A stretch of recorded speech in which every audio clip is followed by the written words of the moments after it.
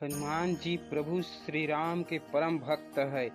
पौराणिक कथा के अनुसार हनुमान जी केवल बलशाली ही नहीं बल्कि दयालु भी है।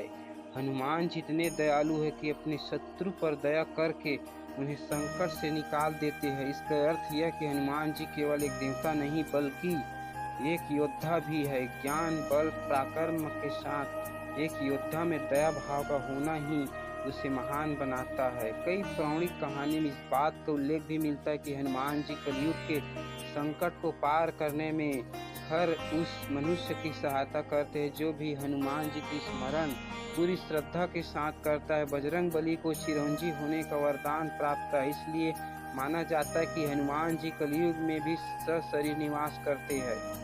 कलयुग में कहाँ रहते हैं पवन पुत्र हनुमान, आइए बताते हैं। रामायण की कथा के अनुसार गंधमादन पर्वत से जुड़ी कहानी मिलती है। गंधमादन पर्वत के क्षेत्र को यक्षलोक भी कहा जाता है। ऐसा कहा जाता है कि यहाँ एक अद्भुत सरोवर है जहाँ खिलने वाले कमल को रोजाना हनुमान अपने आराध्य श्री राम की पूजा में अर्पित करते हैं। श्रीमद् भागवत में वर्णन मिलता है कि द्वापर युग में हनुमान जी गंधमादन पर्वत पर निवास करते थे। इसी क्षेत्र में हनुमान जी भीम से मिले थे। अज्ञातवास के समय हिमवंत पार करके पांडव गंधमादन पर्वत के क्षेत्र में पहुँचे। इसी दौरान एक बार भीम सहस्त्र कमल लेने के लिए गंधमादन पर्वत के वन में पहुँच गए थे, जहाँ पर हनुमान जी ने भीम का अहंकार तोड़ा था। इस पर्वत पर कई ऋषि मुनि देवता गंधर्व निवास किया करते थे। हनुमान जी कलयुग में भी है। श्रीमद् भागवत कथा के अनुसार हनुमान जी त्रेता युग में भी थे और द्वापर युग में भी कई वर्षों तक इस जगह पर विचरण किया करते थे। वही कलयुग के आगमन के समय हनुमान जी ने गंधमादन पर्वत पर ही निवास कर लिया। गंधमादन पर्वत हिमालय के कैलाश पर्वत के उत्तर में स्थित है। प्राचीन काल में सुमेरु पर्वत के चारों दिशा में स्थित गंधदंत पर्वत में से एक पर्वत को गंधमादन पर्वत कहा जाता था। वहाँ पर महर्षि कश्यप ने तपस्या की थी। यह पर्वत धन के देवता कुबेर के क्षेत्र का हिस्सा था। कभी यह जगह सुगंधित वर्तमान समय में क्षेत्र तिब्बत क्षेत्र में स्थित है।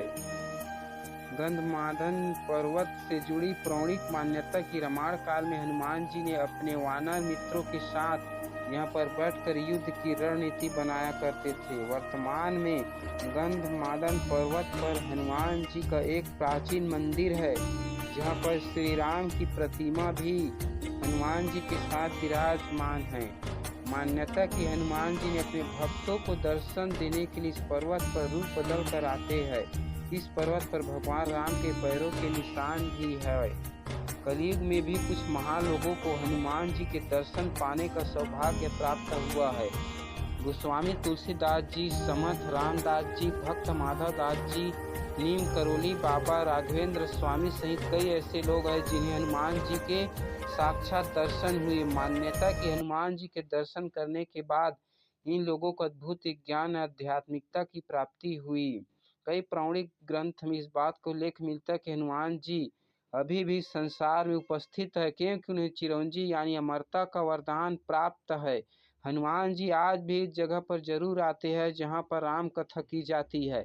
जहाँ भी प्रभु श्री राम की स्तुति की जाती है, वहाँ हनुमान जी न किसी रूप में अपने भक्तों को दर्शन देने पहुँच जाते हैं। हनुमान जी की कृपा पाने के लिए प्रभु श्री राम के स्मरण जरूर करना चाहिए।